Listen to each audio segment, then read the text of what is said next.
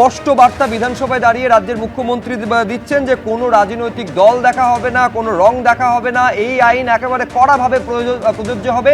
তার কারণ আইনের শাসন প্রতিষ্ঠা করাই হচ্ছে মূল লক্ষ্য এই সরকারের। আর এইখানে রবীন্দ্রনাথ ভট্টাচার্য কিছুটা সংশয়ী, তার কারণ যেটা নিয়ে আমি শান্তন বসুর কাছে আসতে চাইবো যে তাহলে যেহেতু এই শামস ইকবাল ফিরহাদ হাকিম ঘনিষ্ঠ, যে ফিরহাদ হাকিম সম্প্রতি শিবির বদল করেছেন, সেই কারণেই কি আইনের শাসন সব ক্ষেত্রে আদৌ প্রযোজ্য হচ্ছে কি, এই প্রশ্ন তো রবীন্দ্রনাথবাবু তুলছেন। দেখুন, রবীন্দ্রনাথবাবু যেটা তুলছেন ওনার প্রতি পূর্ণ সম্মান রেখেই বলছি। ওনার মনে কিছু সংশয় দেখা দিয়েছে, সংশয় দেখা স্বাভাবিক, অস্বাভাবিক কিছু নয়। কিন্তু শ্রী সুশান্ত ঘোষ, এই 108 কি 107 নম্বর ওয়ার্ডের কাউন্সিলর, তিনি কিন্তু ওই ফিরহাদ ঘনিষ্ঠ হয়ে গেছিলেন। ভালো তথাকথিত আপনারা যেটা ভালো খারাপ তৃণমূল বলছেন, সেই নব্য তৃণমূল বা অরিজিনাল তৃণমূল বা ভালো তৃণমূল, তার সাথে ছিলেন। তাকে পুরী থেকে পুলিশ গ্রেপ্তার করেছে। আরও একজন ফিরহাদ হাকিম ঘনিষ্ঠ ব্যক্তি যে শিলিগুড়ি পালিয়ে গেছিল, তাকেও পুলিশ শিলিগুড়ি থেকে গ্রেপ্তার করেছে। কিন্তু এই যে ঘটনাটা, আজকে জামিনের ঘটনাটা ঘটেছে, এখানে শীর্ষেন্দুবাবু আছেন, আমার থেকে এই বিষয়ে অনেক বেশি জানেন। যদি তর্কের খাতিরে আমি মেনেও নিই যে পলিটিক্যাল লিডারশিপ হয়তো এ নিয়ে কিছু বলতে চাইনি, জাজ তো তাকে জামিন দেবে না। কারণ জাজ যে আছেন তিনি তো একটা বেআইনি কাজ করতে পারেন না যদি তার অধিকার না থাকে। তার যেটা অধিকারই নয় সেটা তিনি দেবেন কি করে? একটাই আমার এখানে চিন্তার লাগছে, সেটা হচ্ছে কৃষ্ণবাবু ভুল হলে কারেকশন করে দেবেন। সেটা হচ্ছে এখনো পিপিগুলো কিন্তু চেঞ্জ হয়নি। সেই পুরনো পিপিরাই, আগের সরকারের পিপিরাই এখনো পর্যন্ত কন্টিনিউ করছে।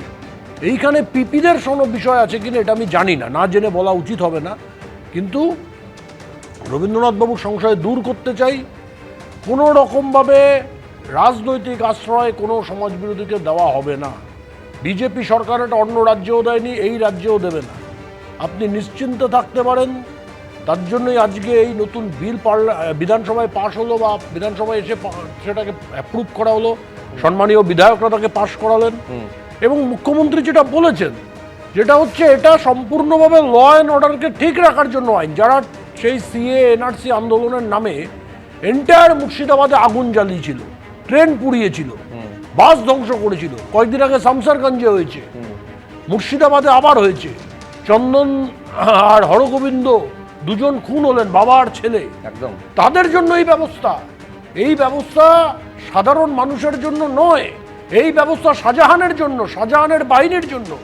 এই ব্যবস্থা জাহাঙ্গীরের জন্য, জাহাঙ্গীরের বাহিনীর জন্য। এই ব্যবস্থা যে ধরনের তৃণমূল কংগ্রেসের ওই মাতচোর বিধায়ক ছিল শওকত, যাকে মুখ্যমন্ত্রী, আগের মুখ্যমন্ত্রী বলেছিলেন তুই তো বোমাবাদ বাঁধিস, তোর জীবনতলায় বাস স্ট্যান্ডের কি দরকার, তারপর যে ক্যাটাগরি সিকিউরিটি দিতেন, এই তাদের মতো এলিমেন্টদের জন্য, আমি নাম করেই বলছি, তাদের মতো এলিমেন্টের জন্য সাধারণ মানুষ, বিরোধী রাজনৈতিক দল করেন, বিজেপি করেন, যে ধরনের সাধারণ কর্মী আছেন তাদের জন্য এটা নয়। এটা সে ধরনের ক্রিমিনালদের জন্য যারা দীর্ঘ সময় ধরে মানুষকে টেররের মধ্যে রেখে। এবিপি আনন্দ, এগিয়ে থাকে, এগিয়ে রাখে।